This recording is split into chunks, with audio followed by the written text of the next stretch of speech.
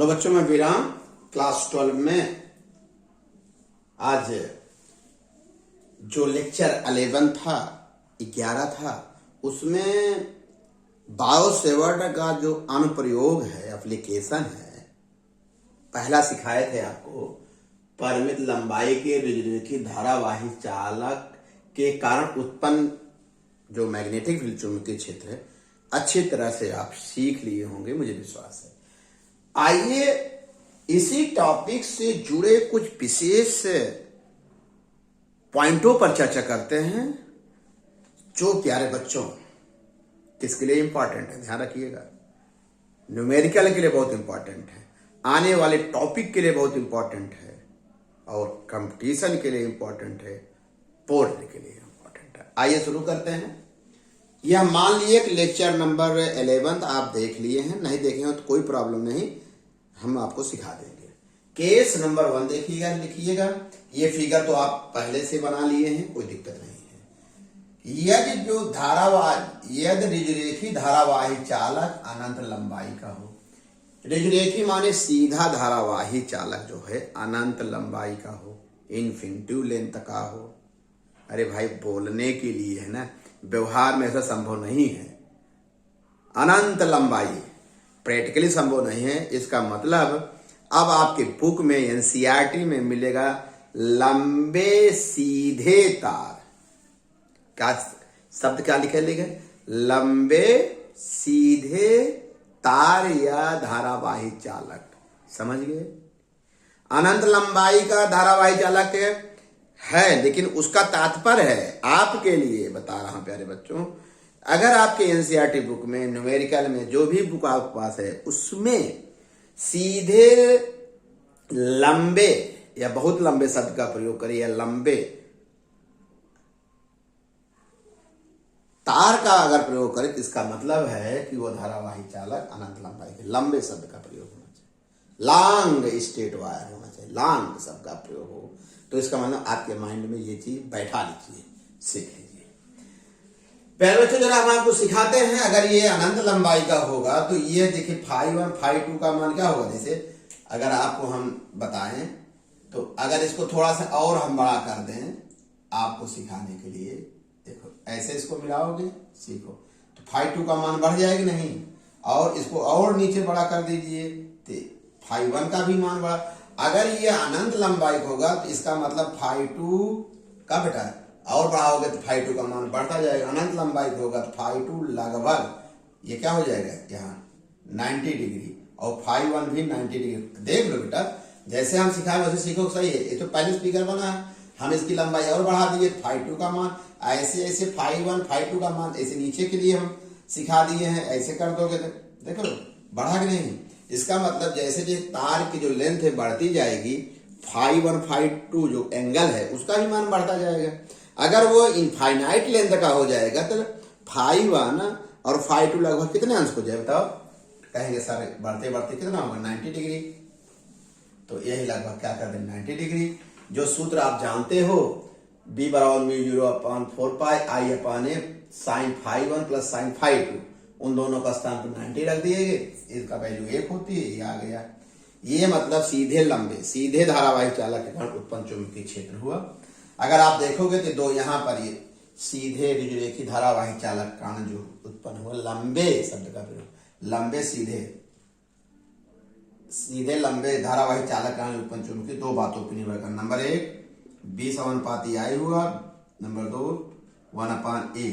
इसका मतलब धारा के बढ़ने पर ये बढ़ेगा, और जैसे जैसे यहाँ से दूरी नहीं देखे, दूरी जैसे जैसे हम बढ़ाते जाएंगे, कौन दूरी, लंबवत दूरी, जैसे जैसे दूरी बढ़ाते जाएंगे मैग्नेटिक फील्ड का मान क्या होगा, घटता जाएगा, और जाकर शून्य कहाँ होगा, इन्फिनिटी पर। जब ये इन्फिनिटी करोगे तो तब जाकर 0 होगा। इसका मान धारावाही चालक कारण उत्पन्न चुंबकीय क्षेत्र 0 कहाँ होगा, चालक के समीप तो सबसे अधिक होगा, क्योंकि दूरी एक मान कम होगा, बी का मान, और शून्य कहाँ होगा, अनंत पर। इस फार्मूले के हिसाब से अगर बी और ए में ग्राफ है तो ये कैसा बनेगा, अतिपरवलयाकार ग्राफ बनेगा। ये मेन फार्मूला है, इस पे बहुत अच्छे अच्छे न्यूमेरिकल हैं, और μ0/2π की जो वैल्यू होगी 2 × 10⁻⁷ I/A।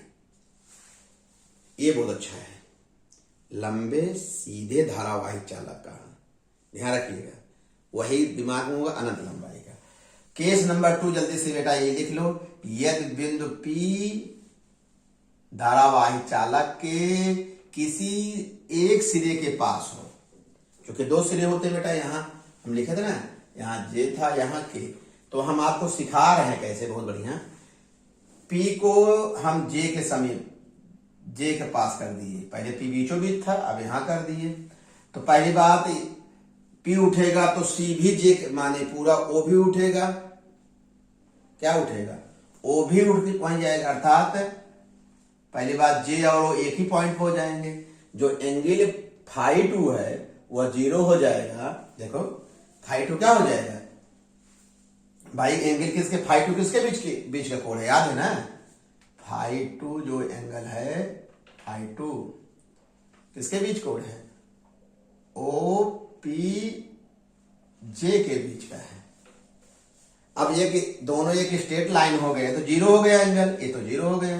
अब आई φ1 के बारे में सोचो, जल्दी सोचो बेटा, जल्दी सोचो, φ1 के बारे में सोचो। अब ये एंगल φ1 ऐसे बनेगा, इतना कुछ बनेगा।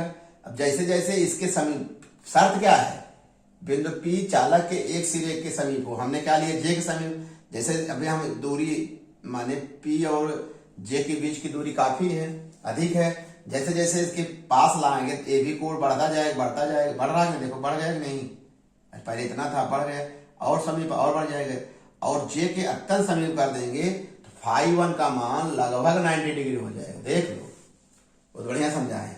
पहली शर्त जो पूरा किए हम, P को J के किसी एक सिरे के समीप ले कर दिए तो पहला जो ये एंगल 0 हो जाएगा, किसके बीच का, φ2 OPJ के बीच। देख लेना फिगर में, देख लो, JPO या OPJ जो भी लिखे हो वो क्या होगा, 0 हो जाएगा। और ये वाला कोण देखिए, चूंकि P इसके जैसे पहले हम दूर बना के सिखाए आपको, इसको जैसे जैसे पास लाएंगे φ1 का मान बढ़, लगभग ये लगभग 90 डिग्री वैल्यू रख दीजिए, ये आ गया, ये B = μ0/4 आप देख रहे हैं चालक के इंड पर जो मैग्नेटिक फील्ड है और चालक अनंत लंबाई है, दोनों में क्या संबंध होगा, रेशियो निकाल लो, जस्ट आधा है दोनों का। अगर इसको हम इन्फिनिटी लिख दें, अनंत लंबाई, और इसको क्या कर दें, इंड, चालक के इंड E लिख दें, या पूरा इंड लिख दें, दोनों का कंपटीशन में कभी कोई दोनों का अनुपात पूछता है, इसका मतलब क्या हुआ, या इसका मतलब इस देख रहे हैं दोनों में क्या रेशियो बनेगा, ठीक। इसका माने यहां हम 1/2 कर, यार सेट कर लो, नहीं समझा, बी इंड बराबर इसको 1/2 बाहर कर दो, μ0/2 पाई I/A, तो क्या निकला, B इंड इक्वल टू निकला ये B∞/2। देख रहे हैं, B∞ का आधा करें तब जाकर बराबर होगा चालक एक सिरे के बाद। ये दोनों का रेशियो है। ये बहुत इंपॉर्टेंट टॉपिक हम इसलिए बता दिए कि कभी कभी ये टेक्निकल क्वेश्चन पूछते हैं तो आप जानते रहो कंसेप्ट, तो ये इसको करने का सब करना ही पड़ेगा, तुरंत जैसे आएगा वैसे कर लोगे प्यारे बच्चों। एक चीज और बता दें, सीधे धारावाहिक चालक के कारण जो चुंबकीय क्षेत्र होगा, चुंबकीय बार रेखाएं जो होंगी, अगर खींचा जाएगा तो ये कंसेंट्रिक मान सकेंद्री वृत्तों के रूप में होगी, केंद्र धारावाहिक चालक पर होगा। अगर हम क्या कर रहे हैं, यदि हम सीधे धारावाही चालक के समीप उत्पन्न चुंबकीय क्षेत्र होगा, क्लियर है, क्योंकि धारा प्रवाहित हो रही है, और चुंबकीय बार रेखाएं खींचे, जो चुंबकीय बार रेखाएं होंगी, जानते किस रूप में होगी, संकेंद्री वृत्तों के रूप में होगी, कंसेंट्रिक सर्किल के रूप में होगी, और उस सर्किल के किसी बिंदु पर खींची गई आसपास रेखा चुंबकीय क्षेत्र की दिशा बताएगी, और उन सर्किलों सभी सबका माने केंद्र कहाँ होगा, धारावाही चालक पर होगा। ये हो गया केस। और ये बहुत इंपॉर्टेंट केस है बेटा, ये बहुत टेक्निकल है और बहुत सरल भाषा में सिखाए हैं। इधर जल्दी सीख लो केस नंबर 4। ये तो पहले से जानते हो, यदि बिंदु P या P माने बिंदु P चालक के लंबाई के अनुदिश बाहर हो, अरे भाई बताए ना, बाहर से बटन बता दें, यहाँ होगा, तो यहाँ पर जब होगा एक जीरो होगा, 180 अंश होगा, और देख लो यह देखिए बनाए भी है।